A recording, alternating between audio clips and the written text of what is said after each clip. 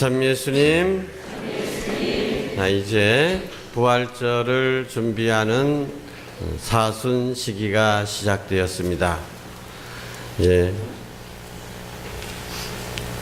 머리띠를 질끈 동여매고 죄악과의 싸움, 이 세속과 이 죄에 물든 세상, 그리고 육체와 또 악마와의 투쟁에 용맹히 나서는 시간입니다.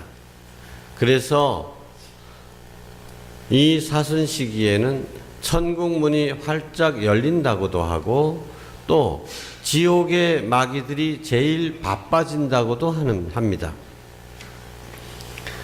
교회는 이 투쟁의 사순 시기, 그래서 은총의 사순 시기를 맞이하는 첫 주일에 교우들에게 예수님께서 유혹을 받고 이기셨다는 이야기를 전해줍니다.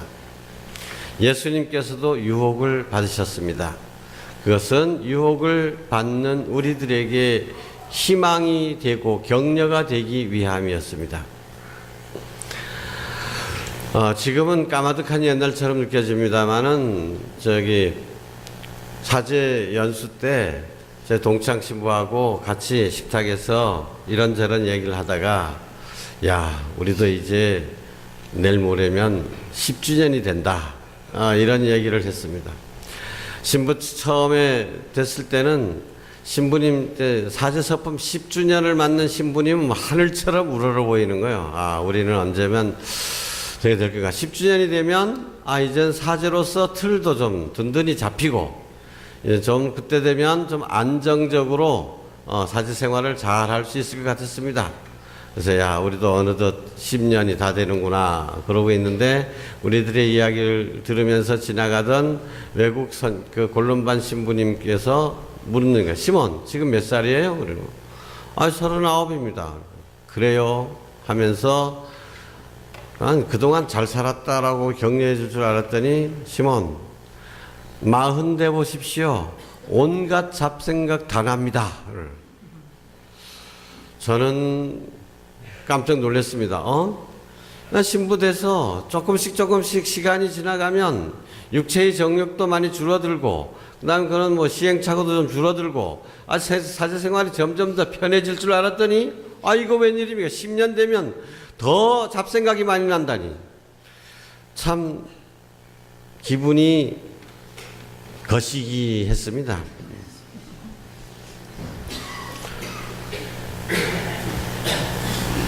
저도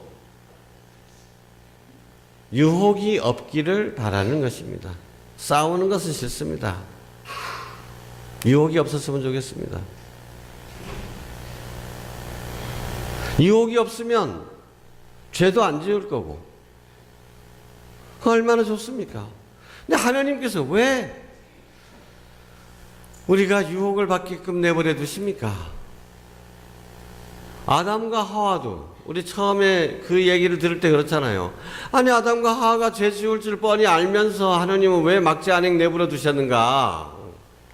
그때 아담이 딱 따먹지 않을 때, 내 이놈 왜 먹지 말래 내시지? 그랬으면 될 건데 말이지. 괜히 다 먹은 다음에 아담 너 어디 있느냐, 왜 따먹었느냐 해가지고 낙원에서 쫓아버리시고. 하느님이 하신 일이 마음에 안 듭니다. 그죠? 게다가 또 예수님이 또 유혹을 받으셔? 이런 대목은 냉큼 받아들여지지 않는 부분입니다. 소화가 잘 안 되는 부분입니다. 그런데 우리 한번 생각해 봅시다. 정말 유혹이 없었으면 좋겠습니까? 유혹이 없는 것이 우리에게 더 좋은 것일까요? 공부하기 싫어하는 학생들은 어떻게 합니까? 그들의 슬로건이 뭡니까? 시험 없는 세상에서 살고 싶다. 시험 철폐하라, 이거. 그렇죠? 학생들은 시험 없으면 좋겠죠? 시험 없으면 어떻게 합니까? 공부 열심히 하겠다는 얘기입니까? 안 하고 놀겠다는 얘기죠. 공부하기 싫어하는 학생들에게는 시험이 정말 없어져야 될 죄악처럼 느껴지지만, 그러나 판검사를 준비하는 고시 시험 준비생들에게는 시험이라고 하는 것은 그들의 희망이요 영광인 것입니다. 시험 그 자체가 좋고 나쁜 것이 아니라 시험은 일종의 리트머스 시험지라고 할 수 있습니다. 저희도 초등학교 때 리트머스 시험지라는 얘기를 처음 들어봤는데, 리트머스 시험지를 이게 물에다 넣으면 이게 산성물인지 알칼리성 물인지 그게 드러나는 거예요. 자, 드러나게 해주는 거다 이거죠. 리트머스 시험지가 나쁜 것이 아니라 이건 산성이로구나, 이건 알칼리로구나 하고 밝혀주는 것 뿐이다. 테스트라고 하는 말은 원래 용광로에서 비롯되는 것입니다. 용광로. 용광로는 무엇입니까? 우리가 금광을 캐게 되면 금맥을 캐잖아요. 그럼 금맥을 캐면 그 금맥에 금도 녹아 있지만 금은 몇 프로 들어있습니까? 1, 2%밖에 안 들어있습니다. 금맥에. 그럼 나머지는 다 불순물이잖아요. 흙이라든지 다른 것.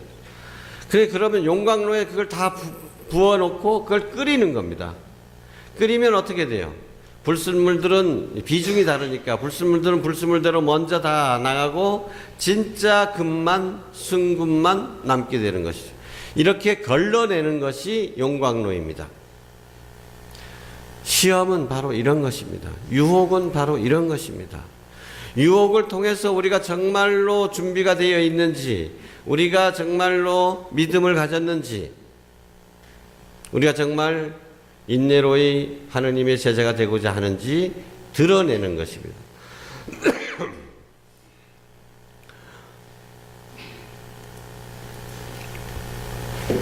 어떤 사람이 길가에 정말로 멋진 예쁜 야자나무가 자라고 있었습니다.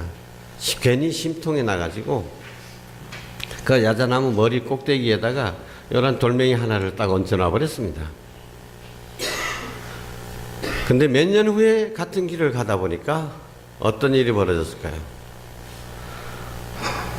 그 꼭대기에 돌멩이를 얹어버린 그 나무가 주변의 다른 야자수나보다도 훨씬 더 웅장하게 멋진 큰 나무로 성장해 있었던 것입니다. 왜 그랬을까요? 머리에 돌멩이를 얹어버리니까 더 열심히 뿌리를 땅으로 깊게 파고 들어간 것입니다. 더 튼튼한 나무가 된 것이죠. 유혹이라는 것은 바로 이런 것입니다. 유혹이 없다면 우리 안에 믿음이 어떤 것인지, 우리 믿음이 얼마나 나약한지 드러나지 않습니다. 믿음이 있기 때문에, 유혹이 있기 때문에, 유혹을 받을 때 참 허무맹랑한 유혹.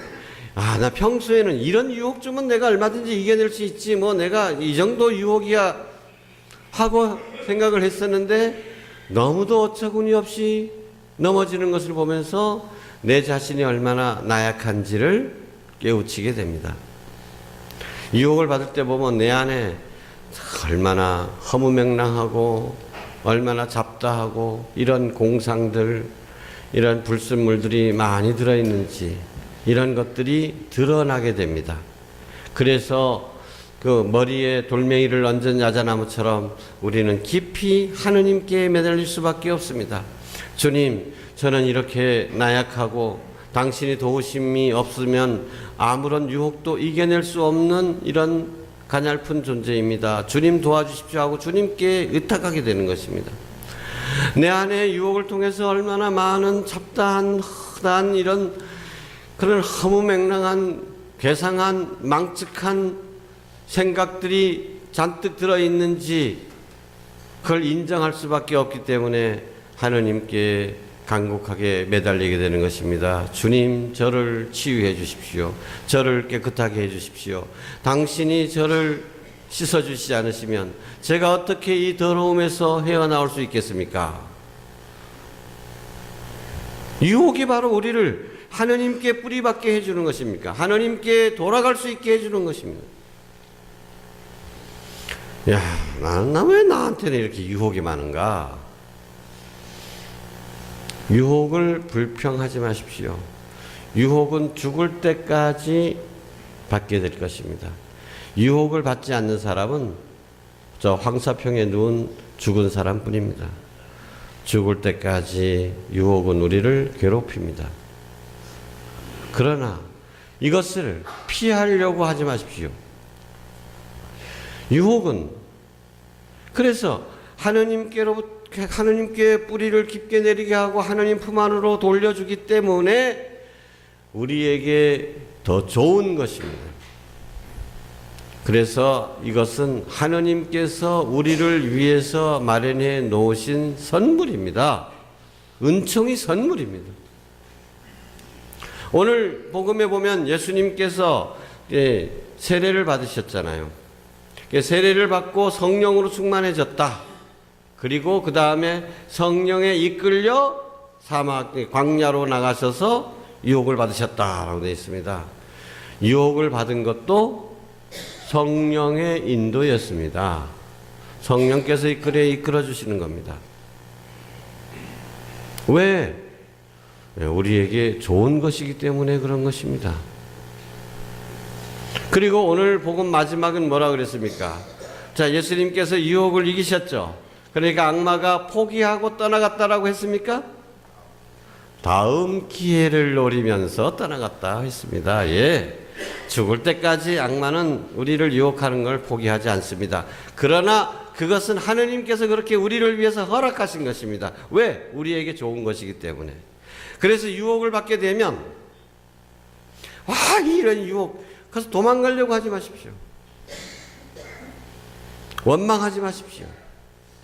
유혹을 받게 되면 이 유혹이 마귀가 우리를 유혹하는 것이지만 진짜로 더 깊게 들어가면 마귀로부터 오는 것이 아니라 하느님께서 허락하신 것이다. 왜? 나를 위해서.